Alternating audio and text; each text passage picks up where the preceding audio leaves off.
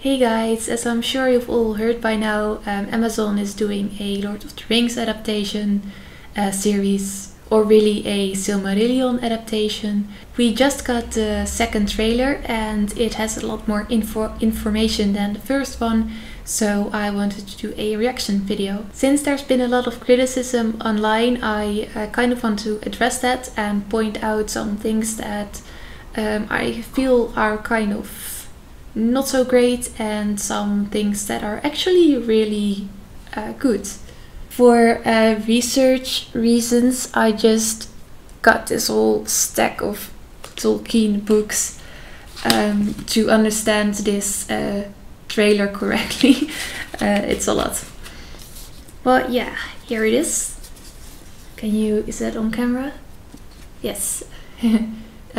Tolkien, the Silmarillion. Oh, and it's in Dutch, by the way, which is why it has this weird word here. De Silmarillion. Because I read these as a kid and I didn't speak English. So also got an art book, which I actually don't really need. And this one is important, the how do you pronounce that? Encyclopedia? Like the book that you use to search for things, a glossary basically. Also got this really handy book, which is the Battles of Tolkien, which gives a lot of information. It has like a timeline, so it has the battles that occur in the Silmarillion and the ones that are gonna happen in the series. So I want to start off on a positive note, so I want to start with the thing that I really like about this trailer so far, which is the scenery. I think the scenery is really, really great. So the first glimpse that we get here at the start of the trailer is clearly an elven city, and I guess it is Tyrion, and we see it a few more times later on in the trailer. And I think, yeah, it just looks really good. So you can see the city, it looks epic. You can immediately see this is a big city, an elven city, and you can see the trees that give the light in the background.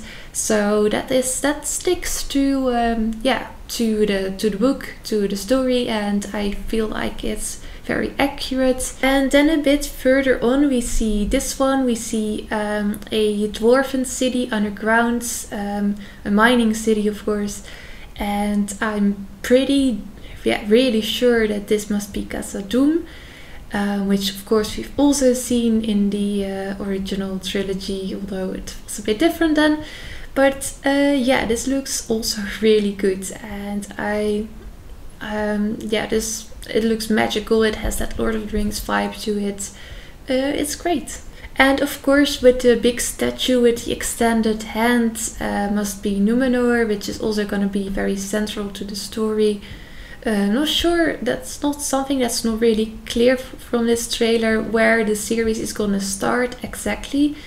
Because of course the Silmarillion, the book, it starts with the first chapter, several chapters. Well, it starts with the beginning of time, so the universe origin story, the making of Arda. I didn't see any of that, I think, in this trailer, so I'm not sure if it's included. And of course we also got some really great landscapes. Not just cities. And yeah, of course they have a big budget, so they couldn't really have filmed this maybe, but the landscape, the natural scenery, that looks great as well. So I think this particular scene where you see like the all red sky and like collapsing tower and bodies floating in the air, that looks horrific, but also kind of cool. And I think this is a great setup for the epic battles that we will surely see. Now it's kind of hard to tell in this trailer what is what. Of course the Silmarillion is kind of complicated, but I feel like it might be the fall of Numenor. I wanted to show you this picture. because usually when I see artwork of the Fall of Numenor, it kind of looks like this with the red sky and of course this scene reminds me of that. They of course don't have to stick to it. It could be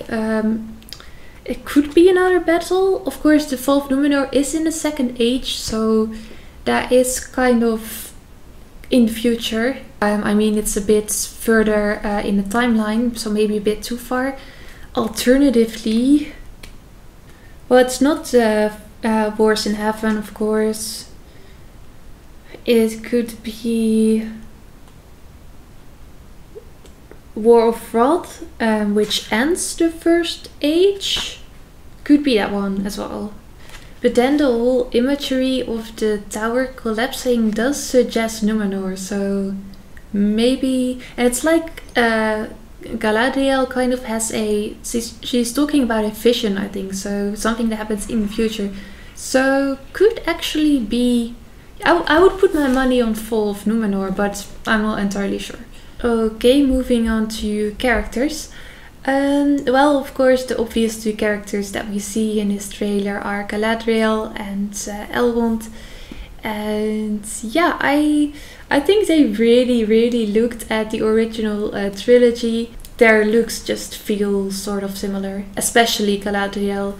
Yeah, she has those eyes, the way her hair is done, the way her face is shaped. It looks Galadriel-like. The only thing that I might say about these people is that Elrond doesn't look the most elfish, maybe. I don't... yeah. I mean, there's nothing wrong with the way he looks, but elves, of course, they're not human. They have like inhuman beauty. They're extremely gracious, extremely beautiful. And even though Elrond is, of course, a half-elf, he doesn't really represent that. Galadriel has it more, but yeah, I think Galadriel in the trilogy, she appeared more angel-like. Yeah, kind of that, angel-like, and I'm not really getting that here, but you know, that's kind of minor. So now we're getting to the fun part, where I'm going to very much complain. So be prepared for that. Let's discuss the Hobbits. We see Hobbits in a series that is based on the Silmarillion. That is ridiculous. I'm sorry, I really want to love everything about these trailers because I love the Lord of the Rings and of course the Silmarillion, the Hobbit and everything. But as much as I want to, I find it very hard to do when I see signs that the people who are making this series are not sticking to the book, maybe for a very large part not sticking to the book. Like, I still watch the Witcher series because well, it's entertainment. I don't think they're very good. And it is exactly this problem that they made a series based on books and then they didn't follow the books at all and make this like ridiculous story. And I feel like this series is very much at risk of doing the same, and that for me is the major problem with Rings of Power. Because I've just checked in the book. This is the Silmarillion, the again Dutch version, but no matter. First I thought there was no mention at all of hobbits in the Silmarillion, but I was wrong. I looked it up, I skimmed it all over, I looked at the glossary. There actually is a mention of one hobbit actually, and it's Frodo, and he's not even called a hobbit. So the word hobbit isn't used in the Silmarillion. They mention one hobbit right at the very end, and what do they say? Let me check that. Okay, so I found it, page 343. So that is 3 pages before the final page of the book. There's a lot of glossary right here, but so there's only like 3 pages after this, and only then are hobbits mentioned for the first time. And it says, so of course they became important in the Third Era, And before that time, elves and humans thought they were of little importance. The only person who had ever planned anything around them was, of course, Mithrandir or Gandalf. And after that, and they're mentioned again on the next page, this is basically summing up the Lord of the Rings in a few pages. We see Frodo. Frodo the Halfling is mentioned, who of course destroyed the ring. I hope that isn't a spoiler to you. So yeah, they just don't play a role in the Silmarillion. Even if we try to, there's this huge glossary. It's like it's dozens of pages, really big. And if we look up Hobbits, again, can you see that? They're not in here.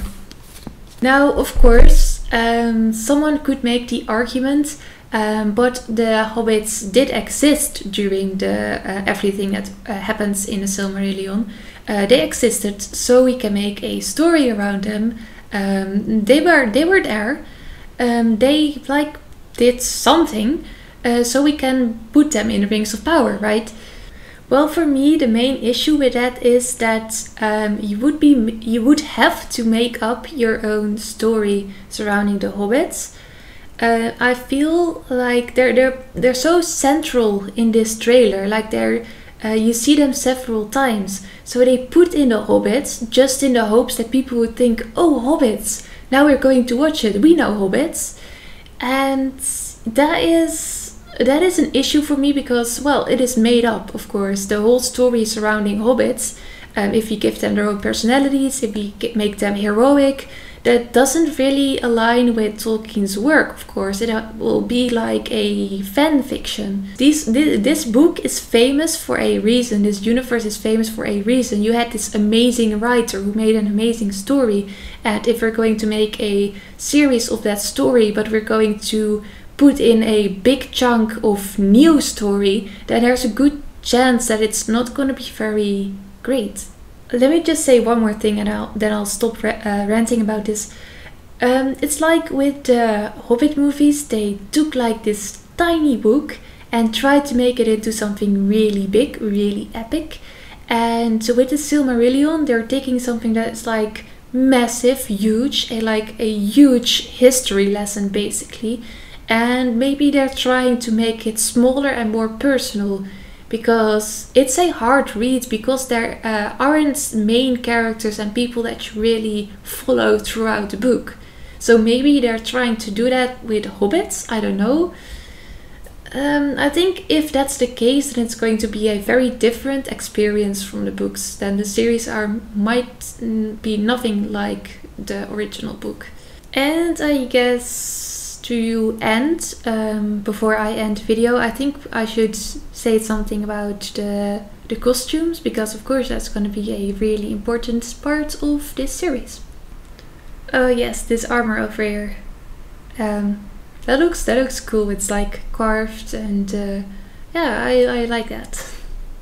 Okay, this battle armor, I mean, what the soldiers are wearing, what the horses are wearing, just looks like rubber trash.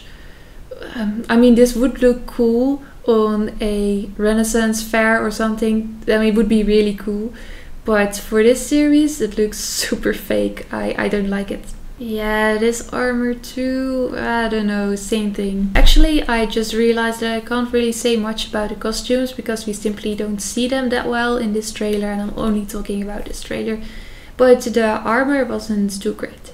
So yeah, I think that concludes everything I have to say about the Rings of Power. I do not have high expectations. I think, yeah, that kind of became clear when I was talking about it. But I really don't like judging stuff before I've actually seen it, so I want to give it a fair chance.